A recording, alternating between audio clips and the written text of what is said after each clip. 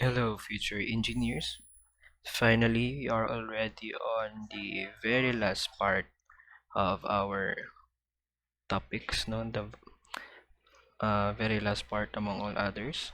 The second part of the ordinary differential equations discussion.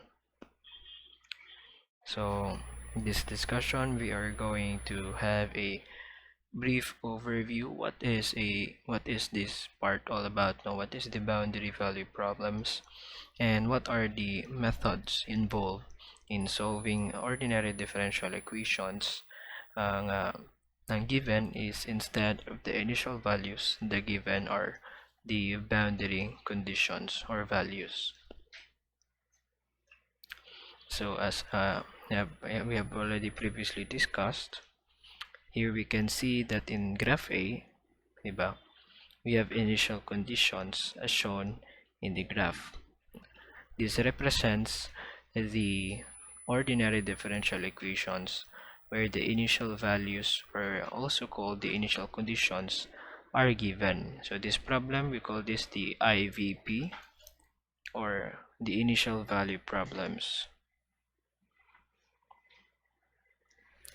While on the graph B, we can see that there is a curve, and instead of the initial conditions, we were given with an initial condition and the ending condition. Both of these, we call this the boundary conditions. So for an nth order equation, end conditions are required. So kung unsa ang order sa imong equation, it means that that is also the number of conditions na required na to. So for a differential equation na first order, it means that there's only one condition required, no? We just need the initial condition.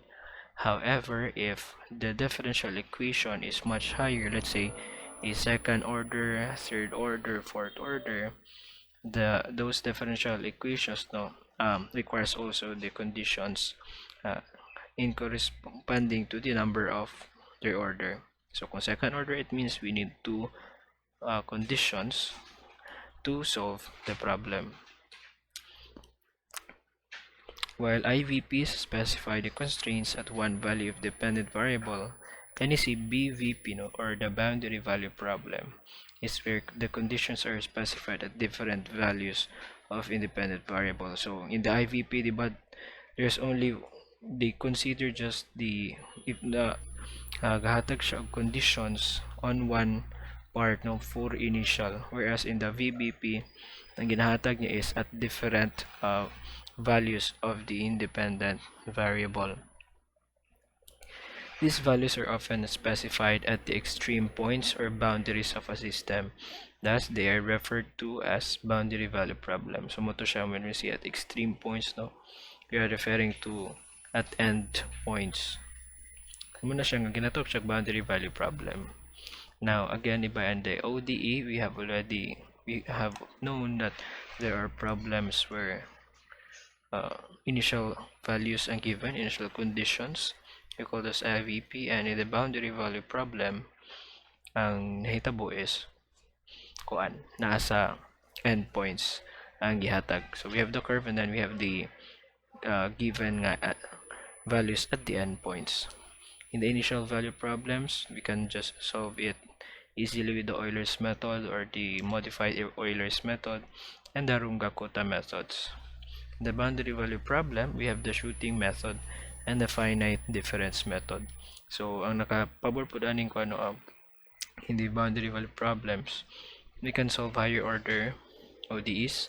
I'm going to show you that one in the next discussions, in the next videos. So, first method is the shooting method. So, ang ginabuhatan ni is, atong ginabuhat yun is, if natay boundary value problem, ang boundary value problem is i-transform into a system of IVPs. So, muna siyang ginabuhat with the boundary value problems. Convert them into an IVP. This system of ODEs can be solved numerically if the initial condition for each ODE is known. the additional initial conditions required are guessed. So, di ba, for, let's say, for a second order ODE, pasabot we need two conditions. Now, what if ang gihatag is isa ka initial condition and isa ka ending condition or katong end nga condition? So, maglisod tag solve. So, numerically, we can solve for this one. No, if at least no ang isa ka condition is given, and then the other, di ba, we need two conditions. The another initial conditions is to be guessed. Mo niya itong ginabuhat diri then. Di ba, we have initial condition and ending condition. For a second order ODE, we need two conditions to solve the problem. So, since kinahanglan man tag mong kuan, kinahanglan man tag another initial condition to solve the problem. So, ang kinabuhat na to with the shooting method is we are going to guess katong initial condition. The system is then solved and the solution obtained at the endpoint is compared with the boundary conditions. So, mo to siya. Yeah, we have a graph here and then you can see that kaning red, no, this is the exact kaning si red. That is the curve, no, the f of x. Now, by applying the shooting method, we have initial guess, diba? And since if not a second order ODE, we need two initial condition supposedly since ang given is isa raman, ang another nga initial condition is ato siyang tagnaon. So, and then afterwards, pag solve nimo, di ba naman kayo makuha din nga point, endpoint. So, mo na ni siya, imo na i-compare with the exact or correct nga boundary. Now, if layo siya, then mo to mag-guess na pud ka another initial guess. Mo na siyang point sa shooting method. No, murag mag-guess kag initial value and then imong i-shoot ba, i-shoot na nimo nga as much as possible magkaanam siya og kaduol sa correct nga boundary or ano katong ending nga condition. The guess initial value are changed and the process is repeated until the numerical solution agrees with the boundary conditions at endpoint. So, muna siya. So, for example, ang ending point is given is 1.5. Pag initial guess nimo imong nakuha nga result is 0.5. So, magbuhaton magtagna na sad ka og another, mag-provide na sila another initial guess nga in such a way nga kung pag-compare nimo magkaduol siya sa correct or sa correct nga kuan boundary condition o katong isa ka boundary condition. That is the shooting method, no. That's where it gets its name nga shooting method, no. Imong ina-shoot sa kuan sa ending condition nga mo isakto siya.